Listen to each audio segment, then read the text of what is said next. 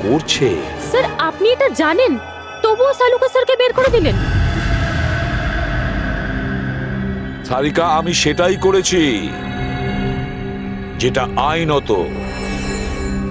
না হলে সালুকে আমি কি স্যারকে আপনি কি? খুনি খুব বড় ভুল করেছে। কি ভুল স্যার? যখন তোমরা ওখানে গিয়েছিলে, ওই বাড়ির ভেতর ঘুরছিলে, ভেতর থেকে বাইরে, বাইরে থেকে ভেতরে, সব জায়গায় যখন প্রমাণ খুঁজে বার করছিলে, তখন ফেডরিক, তখন তুমি চিহ্ন ছেড়ে যাচ্ছিলে, তোমার হাতের চিহ্ন, পায়ের চিহ্ন, আরো অনেক ছোট ছোট জিনিস যেগুলো তোমাদের অগোচরেই ঘটছিল। আর খুনি ঠিক একইভাবে ওখানে তার চিহ্ন ছেড়ে গেছে, এমন চিহ্ন যেগুলো আমরা ট্রেস করতে পারি। ট্রেসেবল চিহ্ন? সারিকা, আমরা যা কিছু স্পর্শ করি আমাদের ছাপ রেখে যাই। রিমেম্বার, এভরি কন্ট্যাক্ট লিভস এ ট্রেস বিহাইন্ড। স্যার আমাকে হিন্ট দিয়েছিলেন, কিন্তু আমি বুঝতে পারিনি কেন।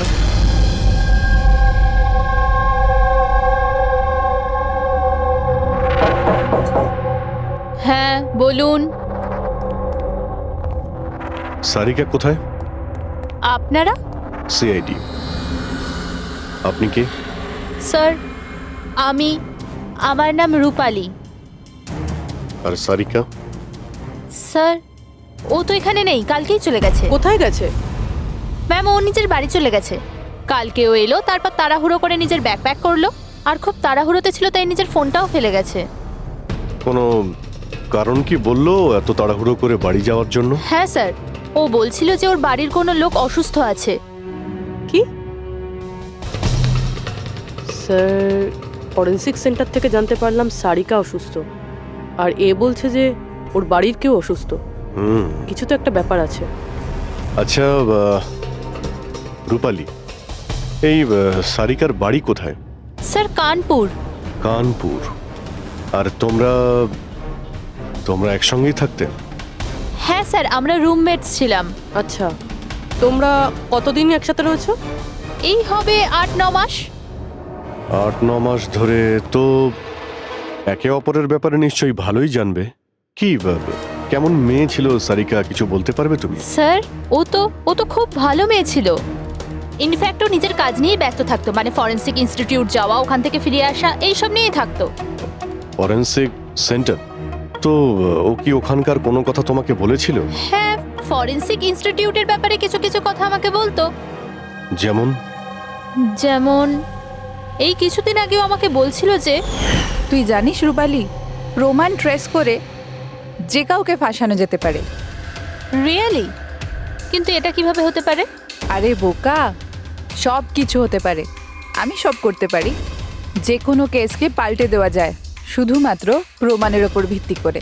এবার দেখ আমি কিভাবে সবার মাথা ঘুরিয়ে দিতে পারি। স্যার, টিনা আর ডক্টর সালুঙ্কের কেসেও তো তাই ঘটেছে। আর এই সারিকাও কেটে পড়েছেন। ওকে তাড়াতাড়ি খুঁজে বের করতে হবে।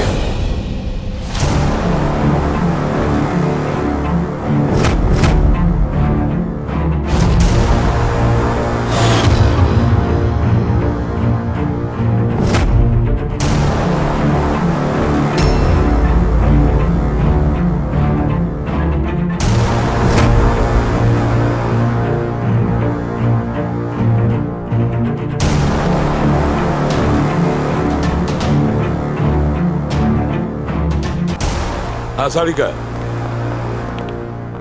স্যার খুনি যেই হোক না কেন, যে এতগুলো প্রমাণ চুরি করেছে আর ক্রাইম সিনে প্ল্যান্ট করেছে, এটা করার সময় ও নিশ্চয়ই জিনিসগুলোকে ছুঁয়েছে। কিন্তু ডক্টর সারিকা, আপনিই তো বলেছিলেন যে কোনো আঙুলের ছাপই পাওয়া যায়নি, তাহলে এই জিনিসগুলো ধরলো কি করে? আঙুলের তো কোনো ছাপ পাওয়া যায়নি, কিন্তু আমি এটা বলার চেষ্টা করছি যে এত প্রমাণ ও চুরি করেছিল আর ক্রাইম সিনে প্ল্যান্ট করেছিল, এখন এত পরিশ্রম করার পর ওর একটু তো ঘাম হয়েই ছিল। মানে sweat analysis? Exactly, sweat analysis করেছি, আর ওই প্রসিডিউরে আমি একটা ডিএনএ পেয়েছি। এই দেখুন, এই ডিএনএ থেকে আমি এটাই জানতে পেরেছি যে এই লোকটার একটা বিশেষ ধরনের রোগ আছে, সিস্টিক ফাইব্রোসিস। এটা কি ধরনের অসুখ? এটা একটা জেনেটিক রোগ পুরবি। এই রোগটা থেকে মানুষের বডি অর্গানস যেমন কিডনি, লাংস, প্যানক্রিয়াস, ইন্টেস্টাইন সব ড্যামেজ হতে থাকে। কিন্তু ডক্টর সারিকা, এই রোগটা চেনা যায় কিভাবে? মানে কোনো সিমটমস তো আছে? সিমটমস আছে। যদি এই রোগটা অনেক বছর ধরে থাকে তাহলে সেই মানুষটার গ্রোথ পুয়ার হয়ে যায়, ফ্যাটি স্টুলস হতে থাকে, শ্বাস নিতে প্রবলেম হয়, খুব কাশি হয়, ইনফ্যাক্ট সাইনাস ইনফেকশন হতে পারে। শ্বাস নিতে কষ্ট আর কাশি। আচ্ছা, তার মানে এরকম পেশেন্টদের নিশ্চয়ই হসপিটালে বারবার যাতায়াত করতে হয়। কনস্ট্যান্ট মনিটরিং এর দরকার হয়। ব্যাস, তাহলে অভিজিৎ, শহরে যতগুলো হসপিটাল আছে সেখানে গিয়ে খোঁজ নাও এই ধরনের রুগী কজন আছে, আর তাদের মধ্যে কি এমন কোনো পেশেন্ট আছে যার আমাদের এই কেসের সঙ্গে কোনো সম্পর্ক আছে।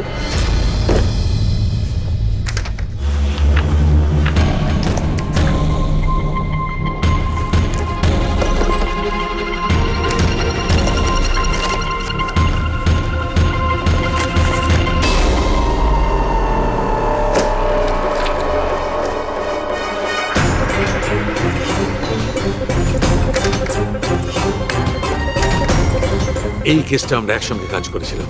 ইয়েস, ডক্টর নীরবের মেয়েকে খুন করা হয়েছে, আমাকে সাসপেন্ড করা হয়েছে, তো বাকি রইল ললিত। যদি এই সবকিছু কেসটার জন্য হয় তাহলে ললিতের সঙ্গেও নিশ্চয়ই কিছু ঘটেছে, নাহলে হয়তো ঘটবে। ললিতকে খুঁজতে হবে, কিন্তু এত বছর ধরে ললিতের সঙ্গে কোনো যোগাযোগ নেই, কি করে খুঁজবো?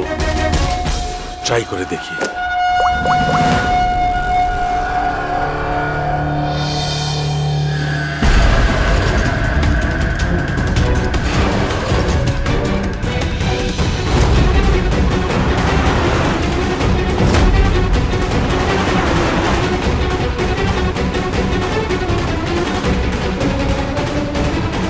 আর ইউ শিওর এটা ওনার ছবি?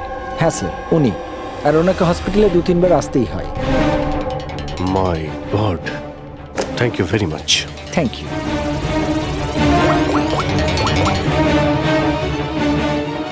দয়া, খুনির ব্যাপারে জানতে পেরেছি। কি? ডক্টর ললিত মারা গেছেন 5 বছর আগে? হ্যাঁ স্যার, আপনারা মেয়ের সাথে দেখা করতে পারেন। কোথায় ওর মেয়ে? আমি কথা বলতে পারি? সে তো মুম্বাইতে আছে স্যার, সারিকা নাম ওর। সারিকা? হ্যাঁ sir. Okay, thank you. Sarika মুম্বাইতে।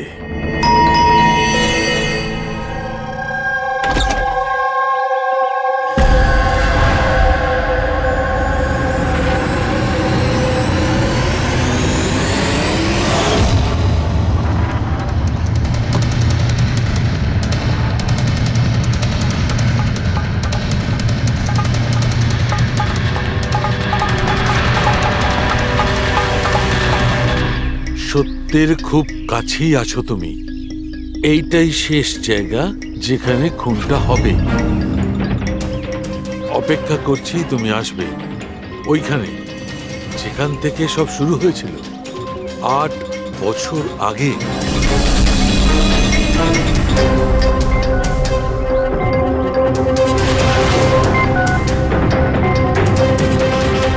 বছর আগে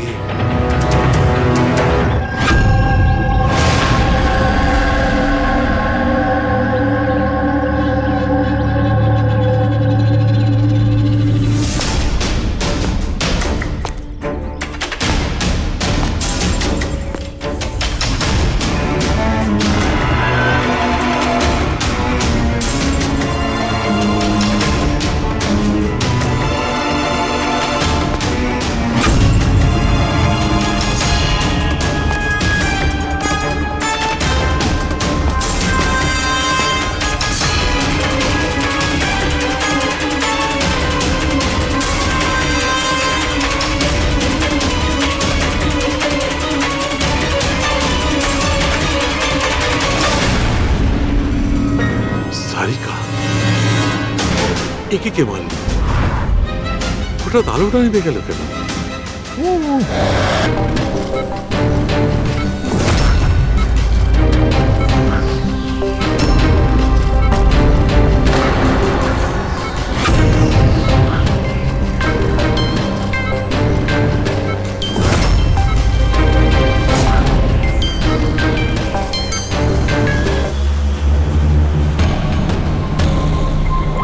সালুনকে স্যারের ফোন তো বাজছে, কিন্তু উনি ফোনটা ধরছেন না।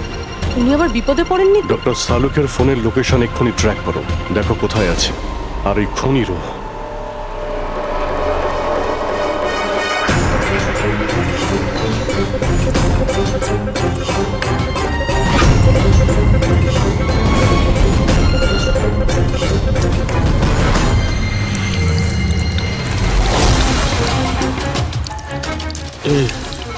এসব কি করছো? তোমার মৃত্যু আস্তে আস্তে আর খুবই কষ্টদায়ক।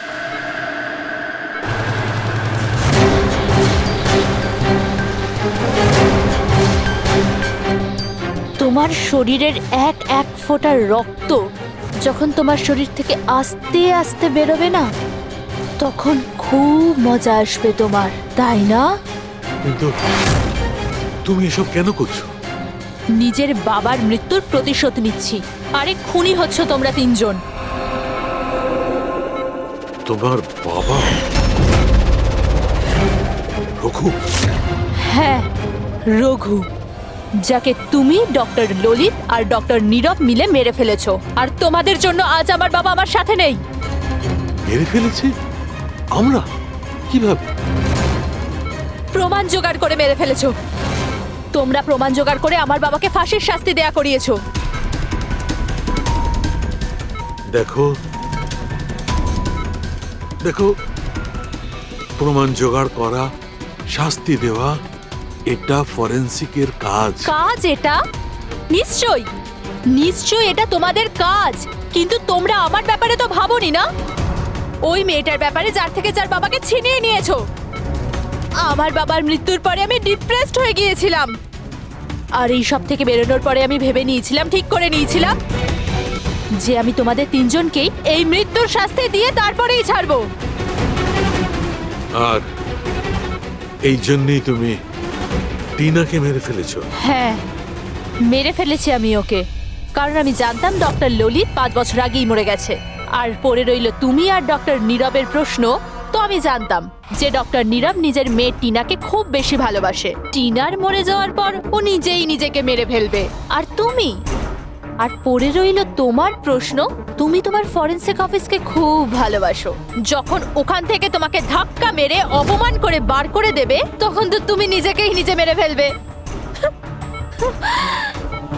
কিন্তু সারিকা তোমার কি ক্ষতি করেছিল?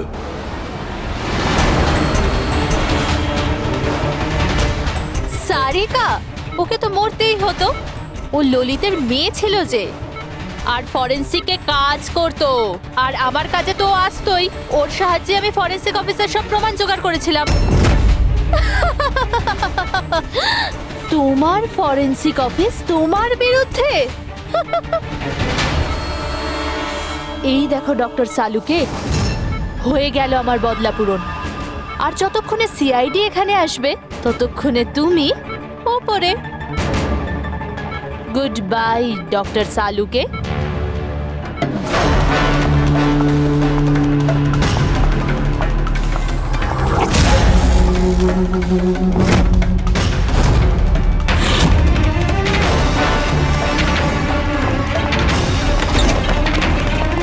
রূপালী,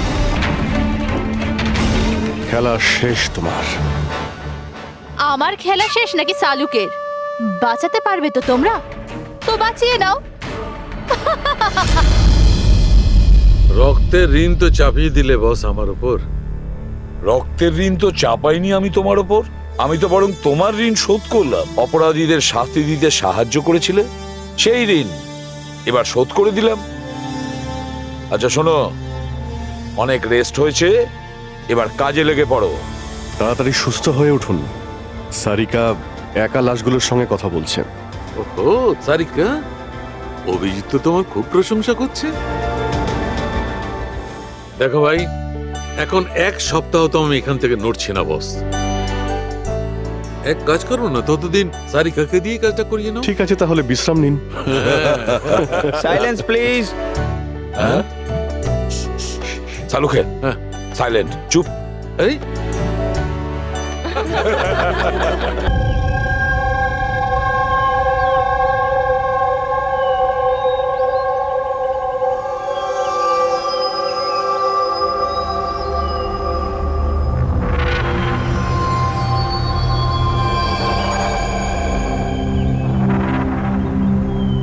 চলো, ফাইনালি সেই সময়টা এসেই গেল যখন আমি আকাশে পাখির মতো উঠতে পারবো।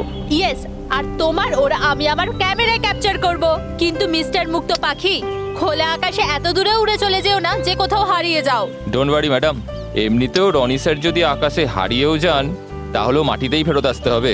ওড়ার আগেই তুমি আমাকে নিচে আসার কথা বলছো। চলো, হয়ে গেছি তৈরি। All the best.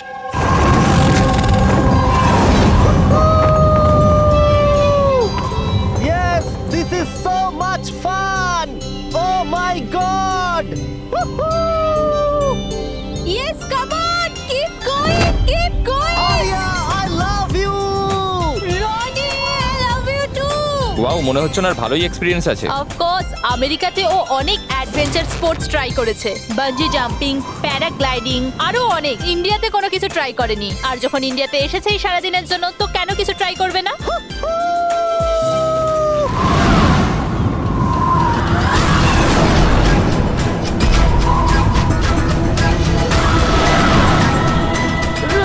রনির কিছু হয়েছে, জন, রনির কিছু হয়েছে, দেখো।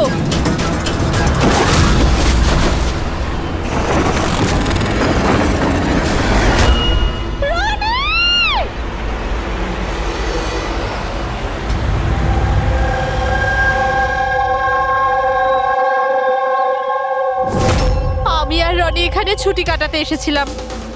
আমি কি করে জানবো এটাই রনির জীবনের শেষ দিন হবে?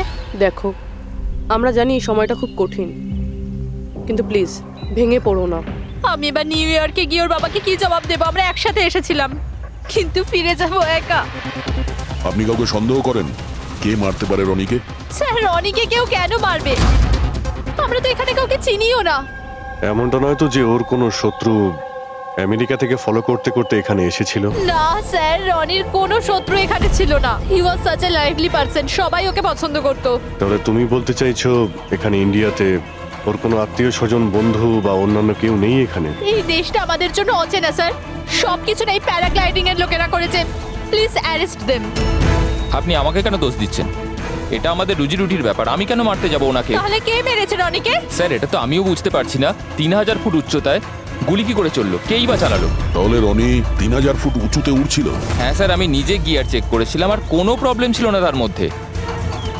আর ওর আশেপাশে কাউকে উঠতে দেখেছো? আশেপাশে না স্যার, কেউই ছিল না। আকাশ একদম পরিষ্কার ছিল, চারপাশটাও পরিষ্কার ছিল, আর উনি ওনার রাইড এনজয় করছিলেন। কিন্তু হঠাৎ বুঝতে পারলাম না কি হলো, একদম দড়াম করে নিচে এসে পড়লেন।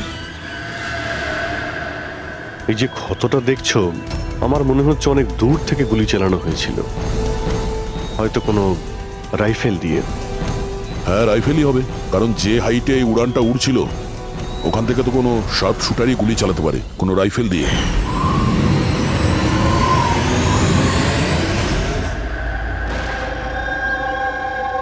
এখানে আশেপাশে কাউকে বন্দুক বা রাইফেল নিয়ে দেখেছিলে কাউকে? এখানে বন্দুক আনা অ্যালাউ নয় স্যার। আপনি আসল বন্দুকের কথা বলছেন স্যার?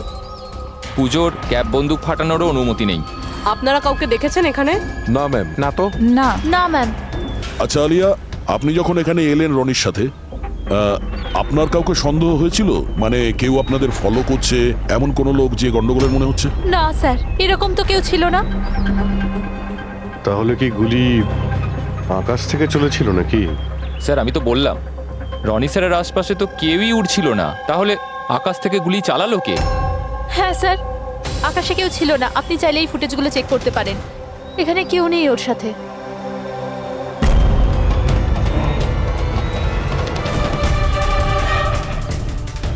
এই ফুটেজে তো রনির আশেপাশে তো দূরে দূরেও কাউকে দেখা যাচ্ছে না। স্যার, নিচে থেকে ওপরে তো কেউ গুলি চালায়নি। ইনি বলছেন যে যখন ও ওপরে উঠছিল কেউ ওর আশেপাশে ছিল না, ওপর থেকেও কেউ গুলি করতে পারবে না। আমার মাথায় এটা ঢুকছে না, কে কোথা থেকে গুলি চালালো আর কিভাবে, বুঝতে পারছি না স্যার। অদ্ভুত ব্যাপার তো, ওর কোনো শত্রু নেই, তাহলে ওকে খুন করার জন্য এরকম প্ল্যানিং কে করতে পারে? কেসটা খুব জটিল মনে হচ্ছে। কোনো বাঁকা লোককেই এখানে পাঠিয়ে দিই, বাঁকা প্রমাণ, হয়তো সে কিছু পেতে পারে।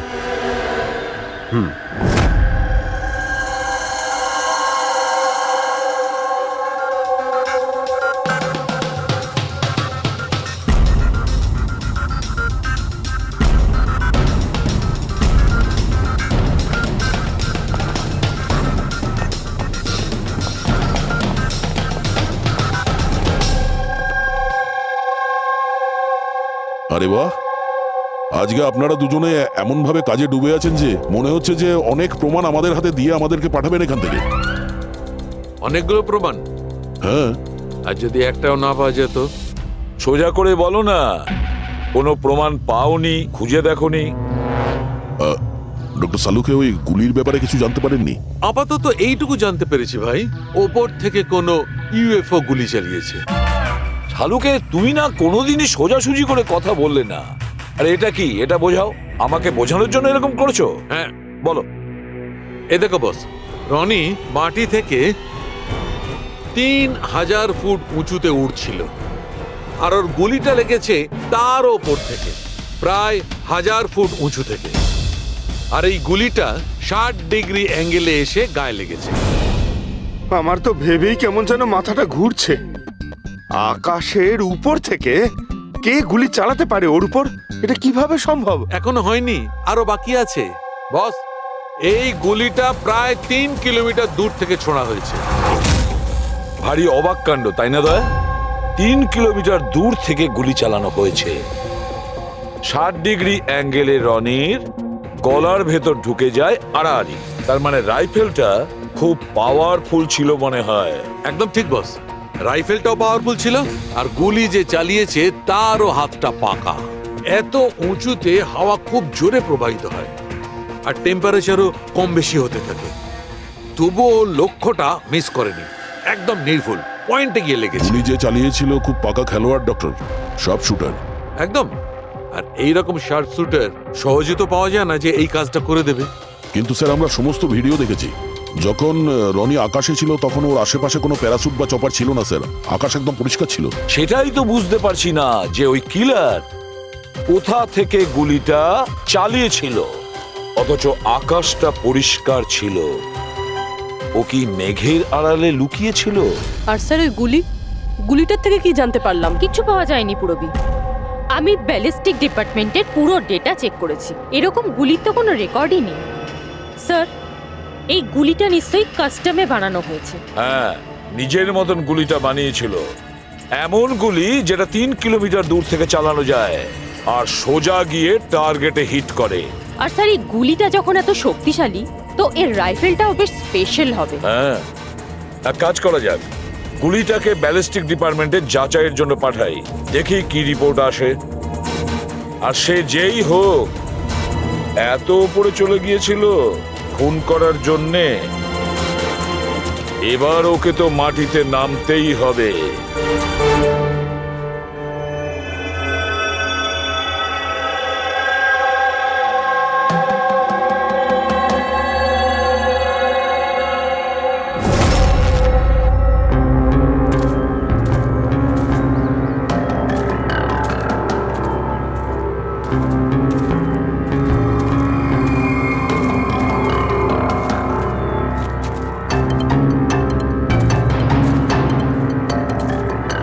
ব্রাদার, উই ক্যান ডু ইট।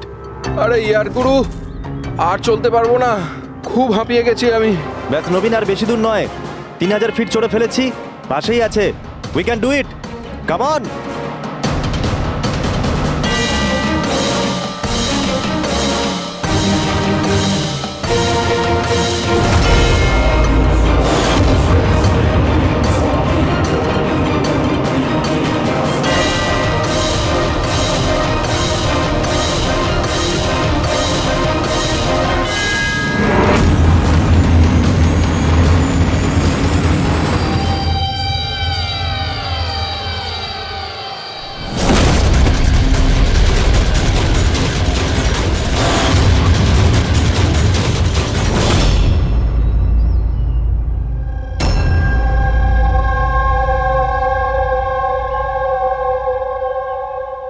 এমন মনে হচ্ছে যে রনির মার্ডারের ফটোকপি দেখছি। 3000 ফিট ওপরে ঠিক ওরকমই গুলি মেরেছে মাথার পেছনে। একেও একইভাবে গুলি চালিয়েছে। আচ্ছা, তোমরা যখন ট্রেকিং করছিলে এই হিতেনের পিছনে কেউ কি ছিল? না স্যার, হিতেনই সবার পিছনে ছিল স্যার। স্যার এই দেখুন ফুটেজ স্যার।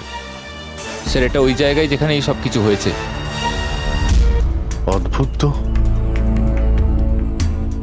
পিছনে তো খোলা আকাশ রয়েছে, এমন কোনো জায়গা নেই যেখান থেকে গুলি করা যায়। তাহলে ওর গুলি লাগলো কি করে? দুটো কেসেই ধরা যাচ্ছে না যে গুলি কোথা থেকে চলেছে। স্যার একদম ঠিক বলছেন। আকাশ থেকে কোনো কাক বা পায়রা কি করে গুলি চালায়? এই গুলিটা চালালো কে? আর এই দুটো গুলি 24 ঘন্টার মধ্যেই চলেছে। আমার মনে হয় এই দুটো কেসের মধ্যে কোনো না কোনো কানেকশন আছে। আচ্ছা, এই হিতেন কি কাজ করতো? স্যার ও কলেজ স্টুডেন্ট ছিল স্যার, মুম্বাই গ্র্যাজুয়েশন করতে এসেছিল স্যার। ট্রেকিং এর অনেক শখ ছিল। অভিজিৎ, বুঝতে পারছি না যে কেউ একজন কলেজ স্টুডেন্টকে মারার জন্য এত প্ল্যান করবে কেন। সেটাই তো, প্রথমে রনি আর এখনই হিতেন। তবে আকাশ থেকে তৃতীয় গুলিতে অন্য কেউ মারা যাওয়ার আগে এই খুনিকে ধরতেই হবে খুব তাড়াতাড়ি। গত 24 ঘন্টায় দুটো খুন হয়েছে, দুটোই যুবক, আর দুজনকে মারার পদ্ধতিও অদ্ভুত। অদৃশ্য খুনি। স্যার দুজনেরই মৃত্যু হয়েছে অ্যাডভেঞ্চার স্পোর্টস করতে গিয়ে। মাটি থেকে 1000 ফুট ওপরে মেরেছে স্যার। কিন্তু স্যার ভাবার বিষয় এটাই যে খুনি এই অ্যাডভেঞ্চার স্পোর্টের সময়টাই কেন বাঁচলো এদেরকে মারার জন্য? ও তো ওদের যে কোনো সময় মারতে পারতো। এত লম্বা প্ল্যান দুটো বাচ্চাকে মারার জন্য? শুধু প্ল্যানিংটাই বড় ছিল না দা, গানটাও বড় ছিল। এই যে এইরকম। এটা কি রাইফেল স্যার? এটা হলো TX65 রাশিয়ান গান। এটা লং রেঞ্জ। এইরকম বন্দুক দিয়ে মারা হয়েছে। ডক্টর সালুকে, এই বন্দুকটা দিয়ে 3 কিলোমিটার দূরে টার্গেটে কি হিট করা যায়? হ্যাঁ ফ্রেডি, শুটিং রেঞ্জে আমি এটা ট্রাই করে দেখেছি। এর রেঞ্জ 3 কিলোমিটারের বেশি আছে। এরকম বন্দুক তো হয় মিলিটারিদের কাছে থাকবে, আর না হলে উগ্রপন্থীদের কাছে। ঠিক বলেছো বস। আর সেই জন্য আমার মনে হয় এটা শুধুমাত্র মার্ডারের ব্যাপার নয়, বড় ধরনের অপরাধ হতে চলেছে, লার্জ স্কেলে। স্যার, একটা কাজ করো, দিল্লিতে যাও আর ইন্টেলিজেন্স ব্যুরো থেকে খোঁজ নাও যে এরকম বন্দুক কাদের হাতে থাকতে পারে আর সেটা কিভাবে।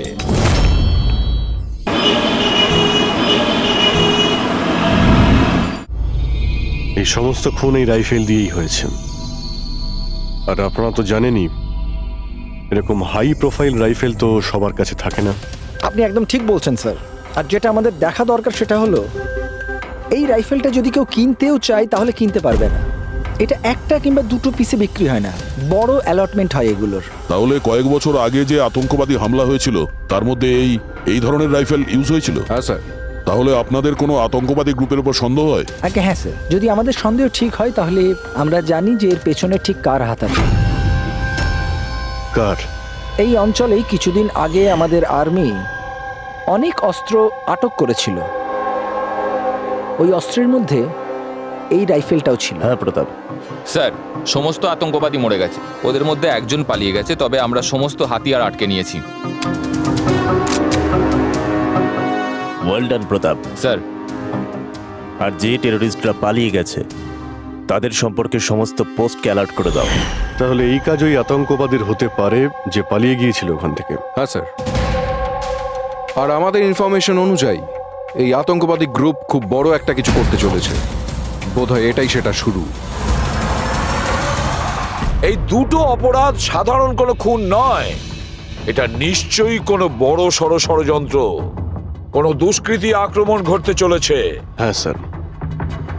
আর এই খুনগুলোকে আটকানোর জন্য প্রথমে আমাদের আকাশ থেকে চলা গুলির রহস্য ভেদ করতে হবে স্যার।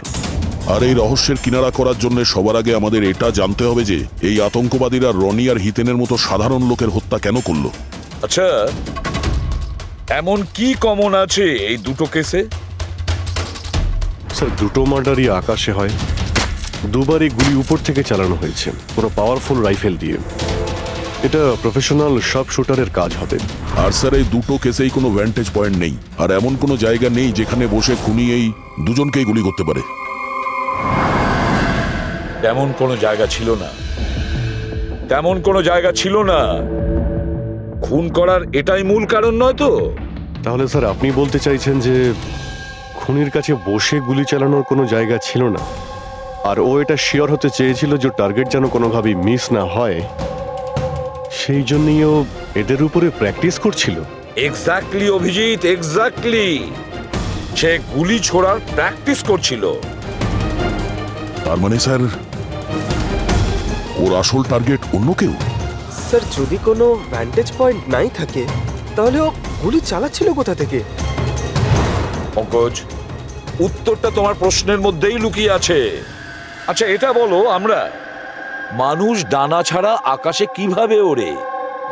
স্যার এরোপ্লেন বা হেলিকপ্টারের মাধ্যমে। ব্যাস, তুমি তোমার উত্তর পেয়ে গেছো। কিন্তু স্যার ওখানে ওই ক্রাইম সিনে আকাশের ওপর কোনো চপার তো ছিলই না স্যার, না কোনো কেবল কার ছিল ওখানে। তাহলে অন্য কিছু থাকবে, অন্য কিছু থাকতে পারে। অভিজিৎ, ম্যাপটা বের করো, ওই এলাকার চারপাশটা ভালো করে দেখো, দেখো এমন কিছু পাওয়া যায় কিনা। এমন কিছু আছে নাকি যেখান থেকে মানুষ হাওয়ায় উঠতে পারে? জঙ্গল আছে, আর হ্যাঁ দুটো হট এয়ার বালুন রেঞ্জও রয়েছে।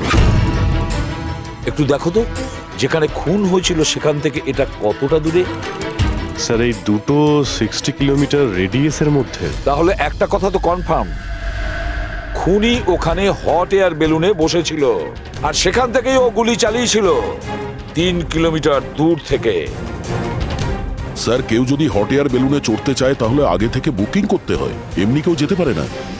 কোনো ব্যাপার না, তোমরা ওই হট এয়ার বেলুনের অফিসে গিয়ে খোঁজ নাও যে এমন কোন টুরিস্ট ছিল যে ওই দুটো দিনে ওই দুটো হট এয়ার বেলুনে ঘুরেছিল। এটা টোটাল 12 জনের লিস্ট আছে যারা সেদিন হট এয়ার বেলুনে বসেছিল। কিছুজন একা বসেছিল, কিছুজন গ্রুপ বানিয়ে বসেছিল। তোমার কি মনে আছে এদের মধ্যে কতজনের কাছে কোনো জিনিস বা ব্যাগ ছিল? বা কোনো সন্দেহজনক কাউকে দেখেছো? না, বদমাস তো কাউকে লাগছিল না, কিন্তু একজন বয়স্ক আন্টি ছিলেন, পিঠে একটা ব্যাকপ্যাক ছিল আর চোখে চশমা আর মাথায় টুপি পরেছিলেন। হ্যাঁ, আমরাও অবাক ছিলাম যে এই বয়সে এই সব ট্রাভেলিং এর ইচ্ছা। আর যখন ফটো তোলা হচ্ছিল উনি লজ্জা পাচ্ছিলেন আর নিজের মুখ লুকোচ্ছিলেন। রবি, এই বয়স্ক আন্টি শার্ট শুটের শুনে একটু অদ্ভুত লাগছে না? হ্যাঁ স্যার, আমি এখানে পাইলট।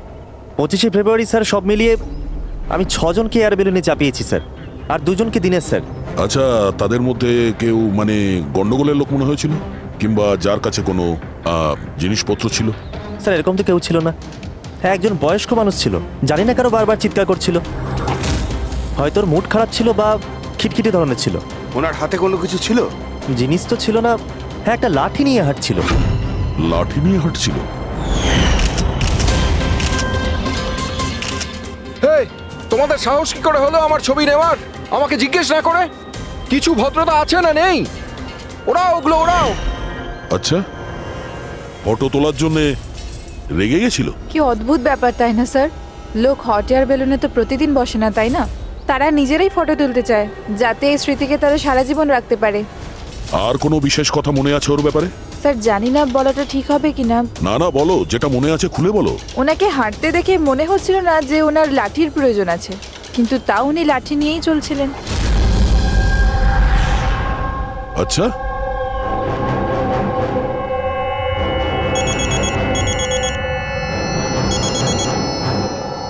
হ্যাঁ স্যার। কিছু জানতে পারলে?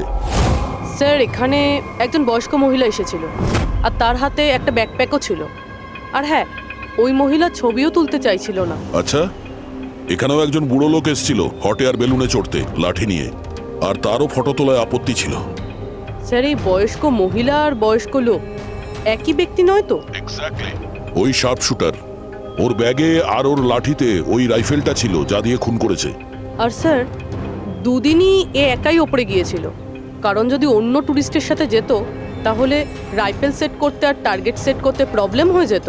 না পুরবি, আমার মনে হচ্ছে ও একলা যায়নি। মানে মানে ওই হট এয়ার বেলুন চালানো আর সঙ্গে এই রাইফেলটা চালানো দুটো কাজ একসঙ্গে করা মুশকিল। ওই হট এয়ার বেলুনের পাইলটও ছিল সঙ্গে। মানে স্যার এই অপরাধে পাইলটও যুক্ত? একটা কাজ করো, ওই পাইলটটাকে ধরো তাড়াতাড়ি। ওই দিন ওই বয়স্ক মহিলাকে বেলুনে উপরে কে নিয়ে গিয়েছিল? পাইলট কে ছিল? সঞ্জীব ছিল। এই পালাবি না, দাঁড়া দাঁড়া দাঁড়া। না আমাকে মারতে পারবে না ওকে। এই এই সঞ্জীব!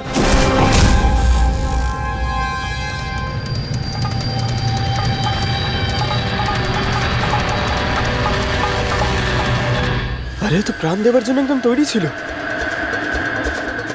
এটা কোনো ছোটখাটো মার্ডার নয় পঙ্কজ, অনেক বড় মিশন। যদি তাড়াতাড়ি আটকানো না যায় তাহলে বড় সড় বিপদ হবে। আচ্ছা গীতা, 24শে ফেব্রুয়ারি যে লোকটা গ্রুপে যেতে চাইছিল না, একলা যেতে চাইছিল, ওর পাইলট কে ছিল? কে নিয়ে গেছিল? সোলো ট্রাভেলারকে তো দিনেশ নিয়ে গিয়েছিল। অদ্ভুত ব্যাপার দিনেশ, এতক্ষণ ধরে চুপ করে আছো, কিছু বলছো না কেন? তোমরা আমাকে ধরতেই পারবে না।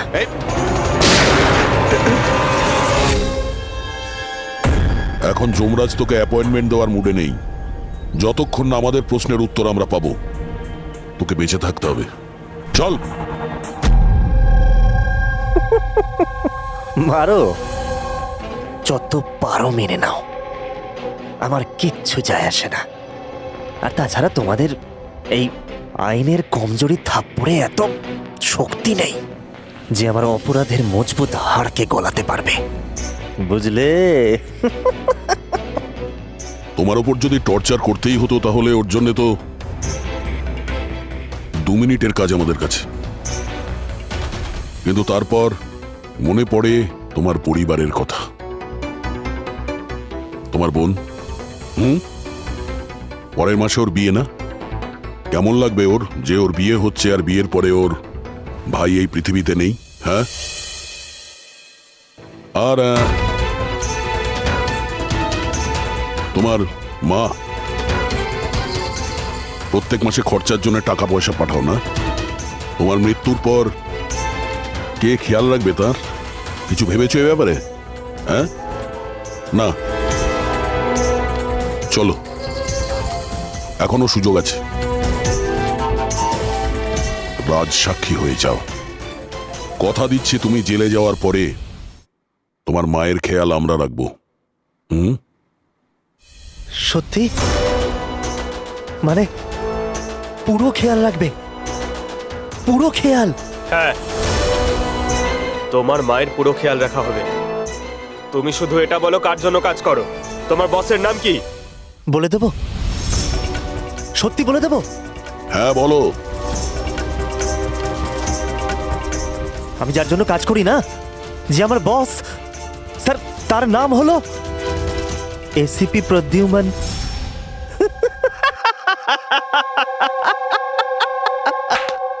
এসিপি প্রদ্যুম্ন, যাও ধরে নাও আর গ্রেফতার করে নাও তাকে। বলেছিলাম না আমি কিচ্ছু বলবো না, যা করার আছে করে নাও। সিআইডি কোথাকার। সিআইডি। বস বস।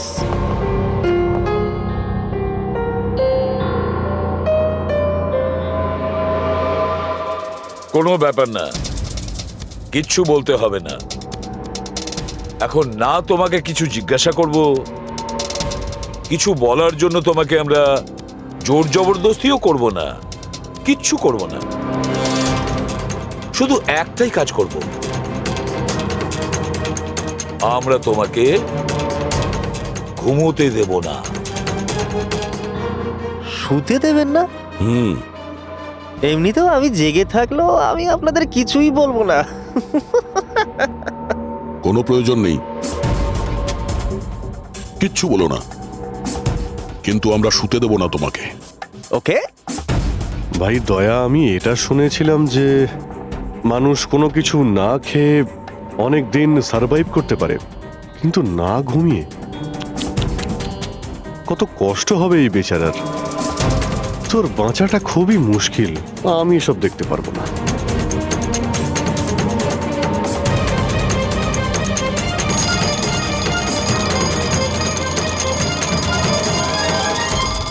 সময় কাটানোর জন্য খুব ভালো হবে, তাই না? তোর জীবনের শেষ মুহূর্তগুলো তুই এই কাঁটার সঙ্গে গুনতে থাকবি, ঠিক আছে? Thank you. ওকে ঘুমোতে দিও না।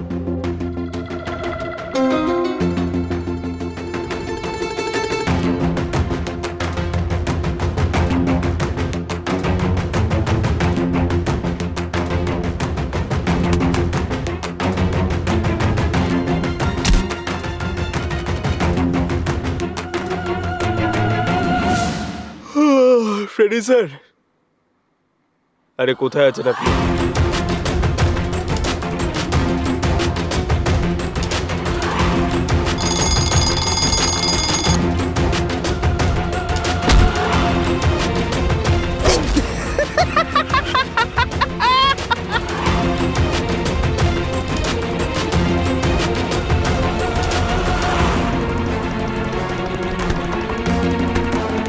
যতক্ষণ না মুখ খুলবি চোখের পাতা এক করবি না, বুঝলি? 5 মিনিটের জন্য নয়।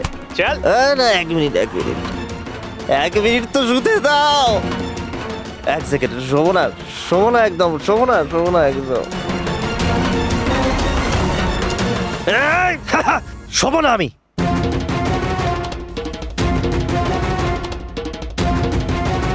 এবারও ভেঙে পড়বে।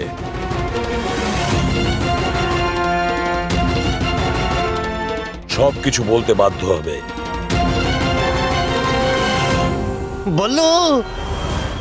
বললো তুই শুবি না, ওঠ।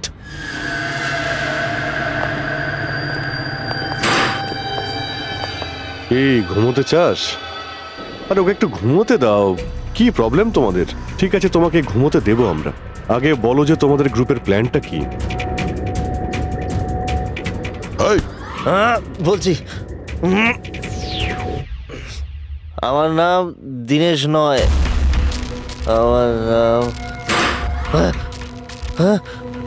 আমার নাম বললু। দীনেশ নয় আমার নাম। আর আমাকে স্পেশালি এই মিশনের জন্য তৈরি করা হয়েছিল। আর যে 2টো মার্ডার হয়েছিল না, ওটা প্র্যাকটিস ছিল। আমাদের আসল মিশন হলো ওকে মারা। আর ওই যে ওকে কি যেন নাম, স্টিভ মার্টিন। ওই শান্তির দূত যে সম্প্রতি ভারতবর্ষে এসেছে দেশে শান্তির বার্তা নিয়ে, যাতে সমগ্র বিশ্ব এই বার্তাকে সমর্থন করে, যাতে উগ্রপন্থীরা শেষ হয়। এসিবি, আমরা চাই না যে আতঙ্কবাদ কখনো শেষ হোক। আর স্টিভ মার্টিন তো মরবেই, তোমরা কিচ্ছু করতে পারবে না। আর আর যদি তোমরা বাঁচিয়েও নাও না, আমরা স্টিভ মার্টিনকে খতম করে দেবো একেবারে। আমাদের যে শার্প শুটার আছে না, একদম পাক্কা নিশানা তার। কোথায় মারবে ওকে আর কখন? বল। ও যখন কনফারেন্সে ভাষণ দেবে না, ওটাই সব থেকে সঠিক সময়। এই, ওরাই সব থেকে সঠিক সময় হবে। ওই সময় ওর আশেপাশে কোনো সিকিউরিটি থাকবে না। আর যে কনফারেন্সটা আছে না, ওটা বিল্ডিংয়ের ছাদেতে হবে। তো ওই হট এয়ার বেলুনেতে আমাদের শার্প শুটার যাবে আর ওখানেই গুলি মারবে। কনফারেন্স ঘন্টাখানেকের মধ্যে শুরু হবে। এখন তাড়াতাড়ি ওখানে আমাদের পৌঁছতে হবে। আরে তোমরা যতই চেষ্টা করে নাও, বাঁচাতে পারবে না ওকে।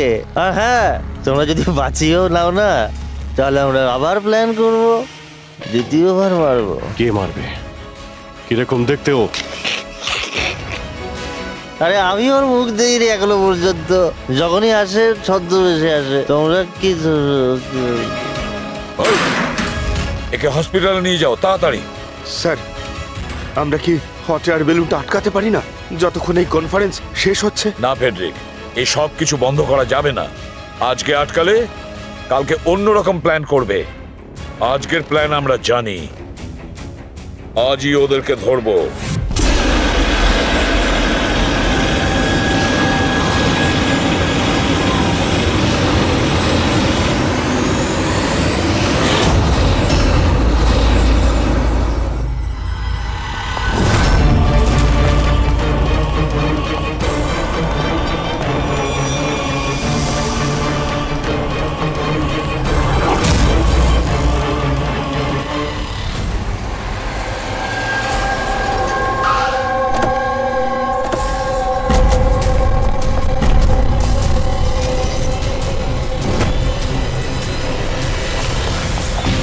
সিআইডি।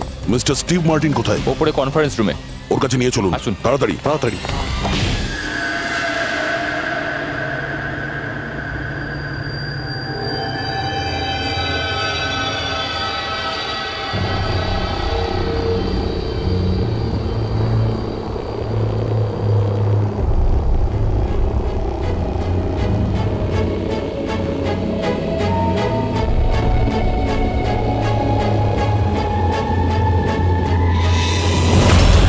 স্যার এখানে 4টে বেলুন আছে, দুটো ওপরে আছে আর দুটো রেডি হচ্ছে। আমার সামনে যে বেলুনটা আছে স্যার, ওতে একটা কাপল আছে আর ওই ছেলেটার কাছে ব্যাকপ্যাক আছে। নজর রাখো ওদের উপরে।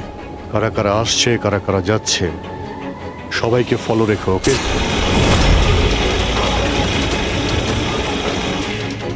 স্যার ওদের বেলুন টেক অফ করেছে। হ্যাঁ,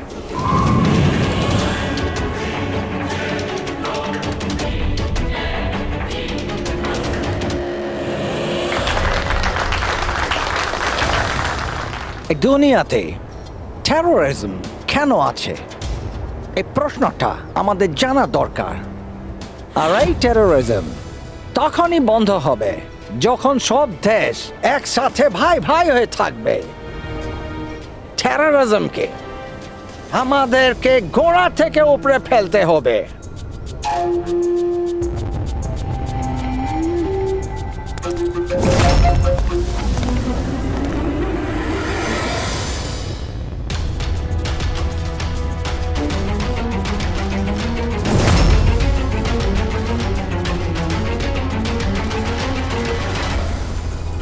দুজন মিউজিশিয়ানকে দেখছি, ওরার জন্য তৈরি হচ্ছে।